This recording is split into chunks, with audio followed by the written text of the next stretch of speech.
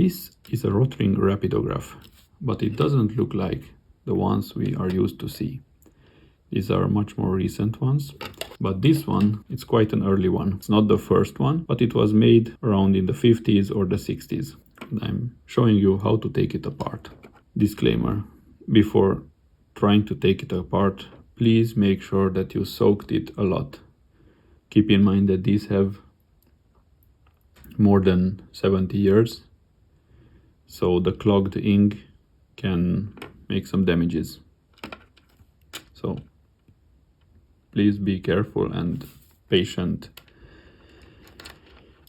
To take off the cap, we unscrew it. The part where it says the thickness of the line can be unscrewed. There's a little cap, the clip,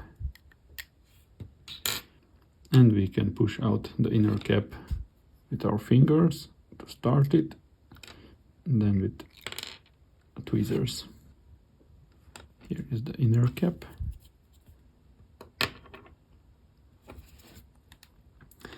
Now, this one is cleaned, but if it's really stuck and you need a bit more grip, I often use these rubber bands that you can buy at, this was bought at Decathlon, and this one greatly enhances the grip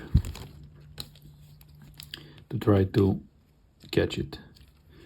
But what I used in this case, I used this type of tweezers, and you can see that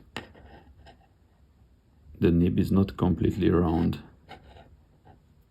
It has a cut here and there. I placed my tweezers like this so it catches it, but I cannot squeeze it, so I cannot break it, and I try to rotate it like this, but I had to also catch the section with this rubber band to help me with the grip. So I held it like this, put the tweezers like this, and this is how I loosened it up. But now for me it's really easy to just unscrew it by hand. So we take out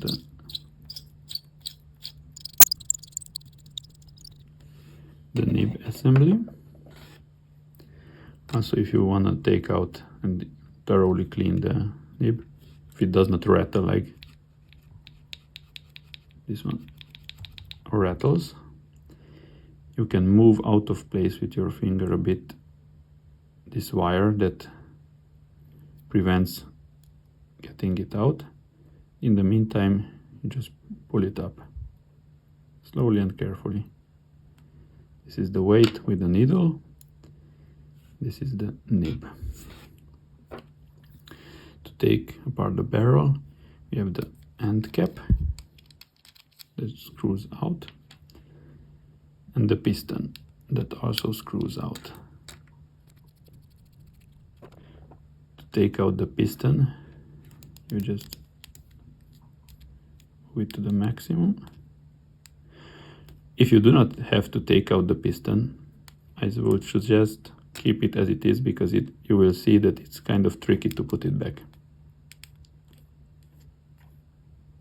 And it should just fall out.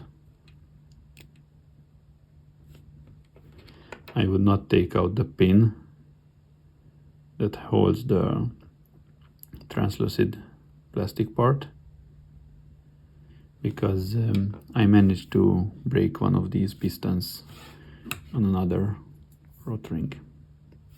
So take extra care. And now you can just unscrew this part and we are done. I will just place all the parts here so you can see it side by side.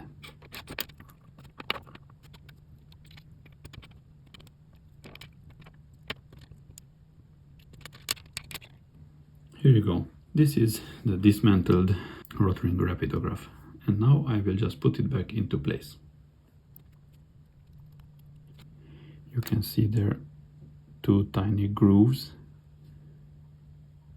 and this one has two tiny rails that goes into that groove.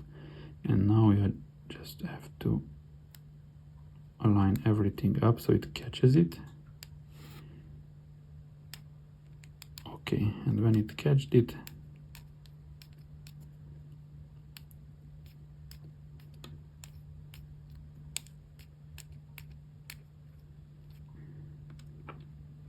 screw it back into the bottom of the barrel and put the end cap. Now, here you need to be again extra careful not to bend that tiny wire. Oh, it's kind of difficult to look at the camera.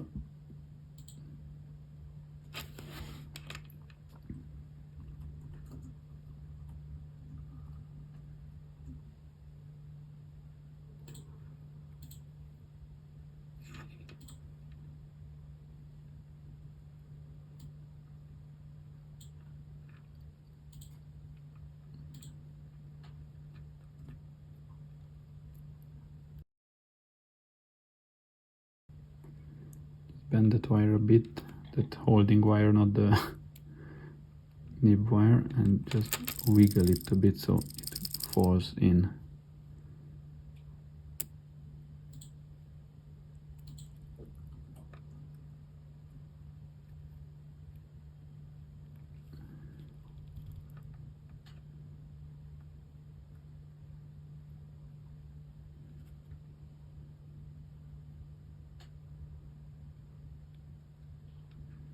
Okay, and just straighten it back so it helps keeping it in place. Yes, it rattles good. You can see the wire getting out of the tiny tube as it moves. So it was put back correctly in place. Here you can see it better, that it has this one. These two faces are parallel, otherwise it is round. As I saw, the earliest version was completely round, so that one is probably much more difficult to take apart. We screw it back into the barrel. Now to put back together the cap.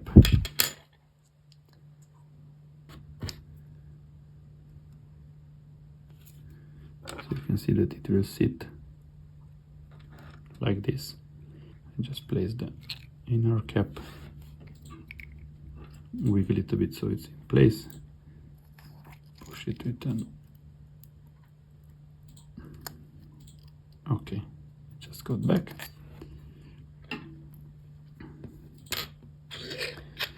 Now I will place the clip, screw back the top cap, move a bit the clip so it aligns with the number, and a bit more tightening. Okay, that's it. And place back the cap, and we are done.